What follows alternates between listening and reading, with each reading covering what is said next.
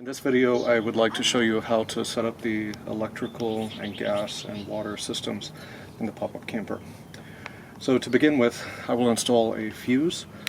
If this fuse is not already attached to the electrical system, you can find it in the first drawer on the left when you enter the pop-up. To attach the fuse, you'll just pull down the cord, plug this in. Fuse is in place to ensure that the battery does not run down between uses.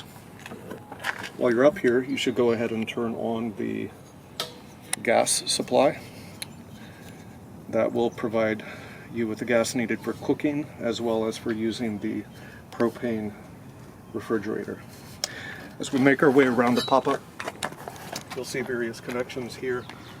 The utility shower is here. If you're connected to the city water supply with the hose that's provided in the storage bin, then you'll have enough power to run the shower outdoors. This particular cable supplies power to the lights and the equipment that is on the roof of the camper. This particular cable attaches to the power supply at your campsite. If you need an adapter to attach to a 110 supply, you can use this adapter, which will be located inside the storage bin in a box or a can.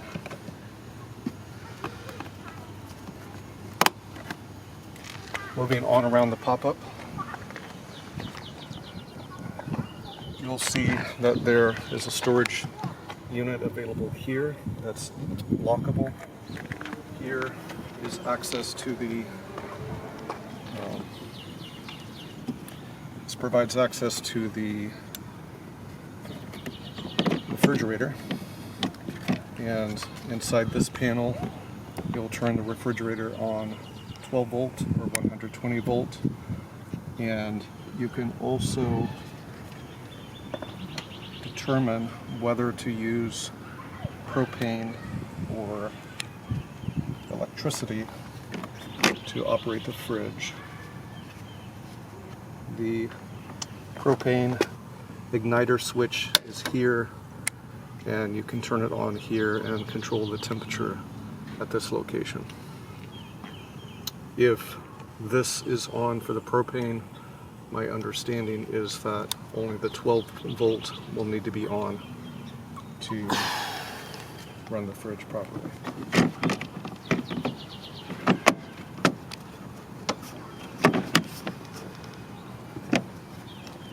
These snap into place and turn with your fingers or with a coin or a key, just to lock them in place before you travel.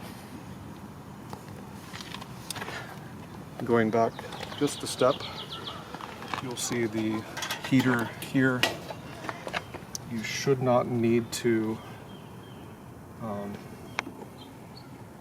turn this on during the cold months. This is actually the water heater. I'm sorry, not the heater itself.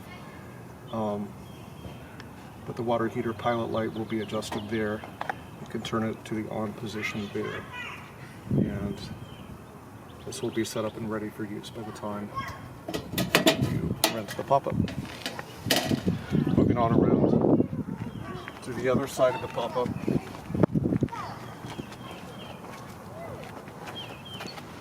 Just have an electrical outlet here that can be useful.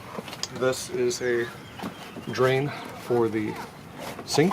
There is a hose provided in the storage area in the front of the pop-up that you can connect to this to run the drain water directly onto the ground, or if you have a full hookup, you can run it into that full hookup. And this is a place where you can add water to the clean water tank in order to fill your tanks if you don't have a city water connection before you travel. She didn't know what to do. Here is access to a gas line so that you can use the stove on the outside of the pop-up. This will allow you to cook outdoors if you prefer doing that. And while we're here, if you need to access the storage unit when the pop-up is set up, you can do so by just sliding the latch and then pulling this out. And I'll put the electrical connection there. Before you travel, you should make sure that you have that slid back into position. And it's latched and locks as well. On the inside of the pop-up, there are several things that you can do to get it ready for use.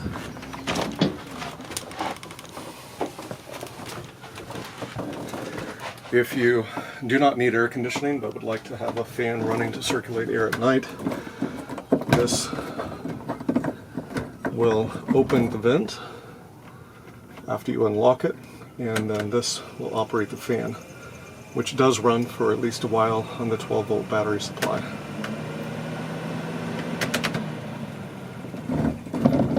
Before you travel, you should pull that back into position and lock it in place. The lights are operated on a simple switch like this. And inside this storage compartment there are some additional lights and fans that you can install on the brackets here and attach to the light switches, the light outlets right here. In order to turn on the water pump, you'll need to flip the switch that is here, and you'll hear that water pump running to build up pressure if the 12-volt system is on. To run the air conditioner, when it is plugged into a city electrical supply, you'll flip the switch here and then just turn it to fan or to cool, depending on what temperature you want. The heater is controlled with the thermostat right here next to the kitchen sink. The thermostat can be set by sliding the dial from cooler to warmer. And you can hear that the furnace is already kicked on, so it is ready for use.